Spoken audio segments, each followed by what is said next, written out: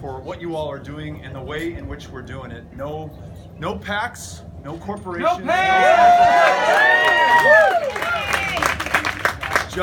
just human beings, and some really good human beings at that. And so I just feel extraordinarily lucky and grateful for what you all are doing and what you're helping to make happen in Texas and for this country right now. I also want to thank some El Pasoans who have come out. I saw Gabby Rios with a skateboard gang in elementary school. We had our pals brought to skateboards. We were cruising the streets of El Paso. This is true. Yes, this is true. Edgar Pablos, who's part of WAG, Coronado grad. He was my arch enemy at El Paso High, but now this has brought us together, and you've just been great. I saw Hallie Cohen, who I knew from little tiny toddlers, and is here today as well. And so I love that you all are bringing some great El Paso energy to this state and to this effort. And you all know this, and some of you who've not been to El Paso, I just want to share with you this. We live in El Paso, in one of the most extraordinary places on the planet. It is where Mexico and the United States join in the most magical, positive, wonderful way possible. El Paso and Ciudad Juarez, 3 million from 2 countries, speaking 2 languages, 2 backgrounds, 2 histories, 2 cultures, in this one place in the Rio Grande River Valley, in the high Chihuahuan desert, right at the foot of the Rocky Mountains, making something absolutely wonderful happen. It's no accident that El Paso, the city I was born and raised in, where I'm raising Ulysses and Molly and Henry right now with my wife Amy, is also one of, if not the safest cities in America. A quarter of those that I represent in Congress right now were born in another country, and they chose us. They want to be here to contribute to the American dream, to get ahead, to make sure that their kids have a better life, but to make sure that all of us do better for their presence. And we are, because they're here. And it helps me understand the unique opportunity that we have in Texas. We're the most diverse state in the country. We could be the example to not just the US, but to the world about how to be stronger, how to be more secure, how to be more successful, how to continue to be the inspiration to the rest of the planet if we take the lead on, for example, rewriting immigration laws in our own image, making the most of everyone in our communities, especially those working the toughest, shittiest, hardest jobs in the shadow. If they can contribute to their full potential as U.S. citizens, there's absolutely no stopping us. And it's not about protecting dreamers from deportation, although we should. It's about ensuring that they can contribute to their full potential. The people that we met along the trail, in places you would expect, in Austin and Dallas, in Houston and San Antonio, in the Rio Grande Valley, but also in places like Pampa and Miami and Henrietta and Lufkin and Nacogdoches, and right on the Texas-Canadian border in Booker, Texas. Everyone, almost everywhere that we meet, wants to do better for this country, and they want Texas to help take the lead. So making sure that everybody can find work who is missing the dignity and the function and the purpose and the living wage that comes with that kind of job. Making sure that they're well enough to go to work or finish school or raise their families or do whatever they are supposed to do in their lives, by making sure that they can see a doctor or afford their medication or send their child to a therapist, and that it's just universal. It's a done deal. We can count on it and get on with our lives. Making sure that we get our democracy back, right? And that people like me are listening to the folks that they purport to serve and not the corporations or the PACs or the special interests. There's this really great opportunity to do something really big, really ambitious, really aspirational for our country right now. And yes, there's some scary stuff going on at the same time. When we go to San Marcos, Texas, and meet a young woman named Natalie, 19 years old, whose dad is in a detention center right now because he didn't come to a complete stop at a stop sign, which I know none of us have ever done before in our lives. But the consequence for him was getting picked up first by local police, then immigration enforcement, then potentially being deported back to a country he has not seen in more than a decade, not being able to be with his family.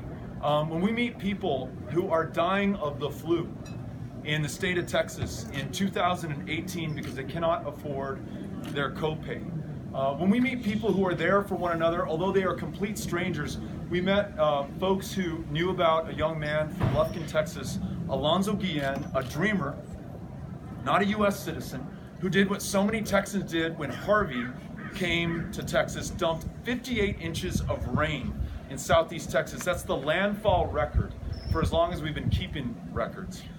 Hitched his boat to his truck, drove down to Houston, put in where he could, began to save the lives of complete strangers, folks he'd never met, and in the process, lost his life, made the ultimate sacrifice to make sure that he could do the right thing by and for his fellow Texans. And I think that's what distinguishes us. Republican, Democrat, rural, big city alike, given the chance, we're gonna be there for one another. And this election right now is our chance. And you see people in every single part of the state, in every community, no matter how large, no matter how small, coming out. We had the greatest midterm primary turnout this state has ever seen. Folks are off the sidelines. They're into the game. They're going to leave everything, importantly, their votes on the field to make sure that we do the right thing at the right moment for our country. You all are helping to make this more possible. Ensure that we are more competitive, that we reach more people, that we go to more counties. We've been to 226 of the 254 counties so far. A month ago, we were in Archer City. Lonesome Dove, Last Picture Show, Larry McMurtry. You all are writers, you know this stuff. When we show up, it turns out that there has not been a Senate candidate in Archer City or Archer County in 70 years. Since LBJ dropped out of the sky in a helicopter, landed on the courthouse grounds at the Archer County Courthouse, walked over to the American Legion Hall, and had coffee with those that he wanted to serve and represent. And the picture that the guy who shows me, who takes his picture out and shows me his dad talking to LBJ, LBJ's listening. He wants to serve those people in Archer County, and he was there. And this guy says, that's my dad in the picture. I was a young kid at the time. I've lived here every year since then. No one has shown up in the 70 years until you all showed up and held your town hall here in Archer City. And from Archer City, we go to Throckmorton, we go to Baird, we go to Coleman, we go to a place called Brownwood where we hold a town hall meeting with a group about this size, and a woman stands up and she says, I'm an independent voter, which my mom, who's a Republican, has keyed me in to let me know that means I'm a Republican voter. She says, I was born on a ranch just outside of Brownwood, Texas, where you're standing right now. And I was born with a .22 in my hands. And, but I want to tell you something else about me. I have 46 grandkids. And I want to know if I can trust you to stand up to the NRA. That's not the question I was expecting her to ask. She stood up and asked. But because of your help and the help of literally tens of thousands, maybe more than 100,000 people at this point. We've had 183,000 individual contributions so far. I was able to tell her, look, I haven't taken a dime from the NRA or from any special interest, and we're going to do the right thing by our fellow Texans and your grandkids. We're going to make sure that we have universal background checks so we know who is buying those guns. We make sure that those in our lives are not hurt by those guns. And I'm going to follow the lead of the guy that I met in Wichita Falls last night at a town hall. From Wichita Falls? Right on. They're fighting words. So, this guy in Wichita Falls served in Vietnam. And he came up to me and he said, I don't understand why somebody in Florida, 19 years old, can buy an AR-15, the same weapon I had in Vietnam, only has more rounds in that magazine than I did when I was in the jungles. A weapon that is designed for the sole purpose of killing you as effectively and efficiently in as great a number as possible. This Vietnam veteran, also identified as an independent, said, listen, I know of what I speak, and this doesn't make sense because these weapons get used in our churches, in our schools, in our concerts, in public life, and I don't want my grandkids to be worried about the gunmen coming into their classroom. So Beto, I want you to do the right thing. And so who knows how it polls, because we don't have a pollster, we haven't taken a poll, I don't have any consultants, we don't have any focus groups. We're just following the lead of those that we want to serve and represent, whether they're in Wichita Falls, whether they're in Brownwood, whether they're in McAllen, whether they're in El Paso or Austin. And it is the best way to run. I think it is the only way to win. Something special is happening in Texas right now. Yes! Thank you all for helping us to do this, getting behind us, showing us a tremendous amount of love. We feel it all the way in Texas, and we're absolutely grateful for it. If it's okay with Ellen, I wanted to see if I could answer some questions or listen to what's on your mind.